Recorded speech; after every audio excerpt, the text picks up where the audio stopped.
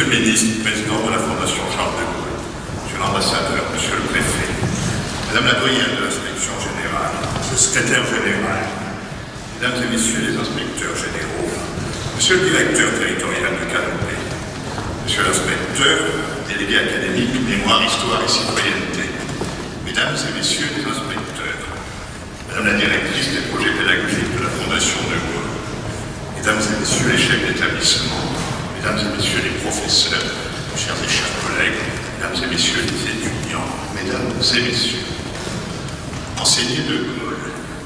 Enseigner un personnage ne va pas de soi. Nous savons comme praticiens de l'histoire, nous savons comme pédagogues. Je ne reviens évidemment pas sur les aventures et les vicissitudes du genre biographique comme forme d'investigation ou d'écriture. Il me semble que le débat est clos, ou en tout cas, du moins apaisé depuis assez longtemps, depuis l'excellent article de Philippe Levillain sur le genre biographique dans un recueil, lui aussi désormais classique, pour ne pas dire vénérable, sur l'histoire politique du au regretté René Raymond. Depuis cela, et d'autres, on sait que la biographie est un exercice scientifique exigeant, qui est tout sauf figé et peut donc être novateur. Mais c'est du genre biographique en pédagogie dont on va parler ce soir. Durant cette séance, je dois à l'amitié de l'inspecteur général Le Gaulle d'ouvrir comme recteur et chancelier de nos universités en présence de hautes personnalités qui honorent ce grand salon de la Sorbonne.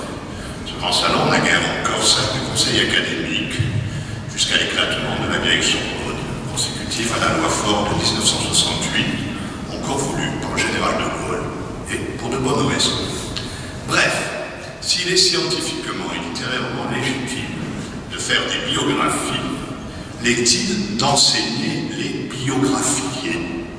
Vaste question qui renvoie à un héritage didactique patrimonial, celui de la galerie des personnages, du grand et du petit Lavis, qui va de Vercingétorix à Napoléon en passant par Saint-Louis, Jeanne la Lorraine et Henri le Béarnais. Contrairement à une idée reçue, et les professeurs ici présents le savent bien, ces 10 grands personnages n'ont pas disparu des programmes scolaires en tant que tels, tant s'en faut. Tout aussi infondés et vainement polémiques apparaissent les deux arguments opposés, qui, pour l'un, déclarent que l'on oublie les grands personnages qu'ont fait notre pays. Mais non, ce n'est pas vrai. La séance d'aujourd'hui le montrerait s'il le fallait. Deux, qui pour l'autre considèrent que l'on oublierait les forces sociales profondes en s'intéressant à de grandes figures. Eh bien non, ce n'est pas vrai.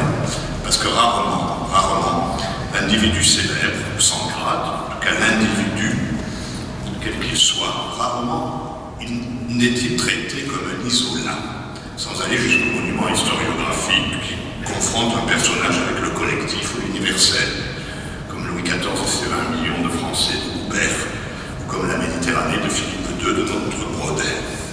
Nous savons tous, grâce à nos lectures, qui deviennent celles de nos élèves, qu'il n'y a pas de grand destin individuel sans un peuple, et que du reste, c'est très souvent le collectif qui construit les héros.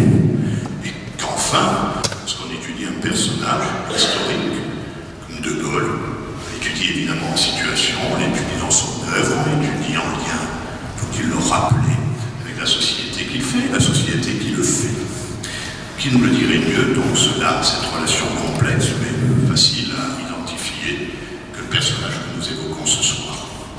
Le livre que vont présenter ces auteurs, le directeur général, Mme Brière, en est l'illustration, comme dans les pubs. Il ne me revient pas normalement, je vous rassure, de parler du livre, et encore moins du grand sujet. Je n'ai pas de compétences sur le général de Gaulle. Mais vous me permettrez, mesdames et messieurs les auteurs, monsieur l'inspecteur général, toi, cher Tristan, de souligner, si nécessaire, l'intérêt pédagogique de ce livre superbement édité par Canopé. Là, le recteur s'en félicite, et de le faire avant de laisser la parole à qui de droit. Le livre est un beau volume, très soigné, une quinzaine d'auteurs de contributions très riches, émail, contributions qui permettent de susciter et d'encadrer les questions de nos élèves et de nos étudiants, au-delà des apports factuels, mais problématiser d'une biographie, qui va, comme toutes les biographies, des origines de la jeunesse jusqu'à la construction des mémoires, en passant par l'analyse de l'œuvre politique, de la chimie politique, le passage de Gaulle, style En enseignant De Gaulle, quelle question voulez-vous susciter? Alors peut-être celle du rapport de De Gaulle lui-même à l'enseignement et à l'école. On ne peut pas faire l'économie d'une mise en abîme, c'est comme cela, au-delà même de toute rhétorique. Il est dit dans le recueil que son lien est étroit à l'école, et nous le savons. Lien à l'école comme héritage familial, il est le fils du professeur, Henri De Gaulle. Lien à l'école comme institution, n'oublions pas qu'il aura à réformer le collège, le CEG, cette époque. Mais surtout, lien à l'école comme magistère, à travers le climat de la pédagogie. On se le rappelle dans le livre, dans d'autres articles, De Gaulle aimait à faire des conférences, même prisonnier. Aimait à parler comme un professeur. À partir de là, on est conduit à s'interroger sur les contenus. Que nous enseigne De Gaulle, le livre?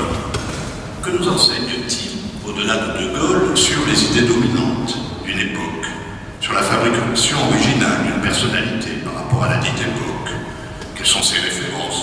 Son goût de l'histoire, on le sait bien, mais aussi le façonnement d'une personnalité à part, dont il est dit dans le livre qu'il est toujours là, qu'elle est toujours là, cette personnalité, là où elle doit être durant le siècle, tous les événements marquants.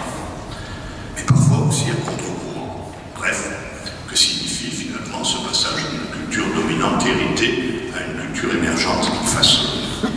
Dès lors, troisième question et avant-dernière que je pose en vous lisant, et que j'espère nos lecteurs se poseront, nos élèves, comment relier cette personnalité intellectuelle et politique à une œuvre politique et sociale concrète? C'est un homme d'État, pas simplement une personnalité. Bref, comment le général devient-il, pour vous citer tous deux, un professeur d'énergie nationale qui donne l'exemple en Europe, pour citer aussi d'autres articles? Et au-delà, comment devient-il un reconstructeur politique et social lié, cela m'a beaucoup marqué dans le livre, au modernisme? Cela a été au progrès, cela est particulièrement bien mis en évidence. Enfin, ce sera ma dernière observation. Enseigner De Gaulle en vous lisant, c'est poser la question des rapports entre histoire et mémoire collective, et surtout prendre en considération la construction d'un personnage qui prend une dimension mythique.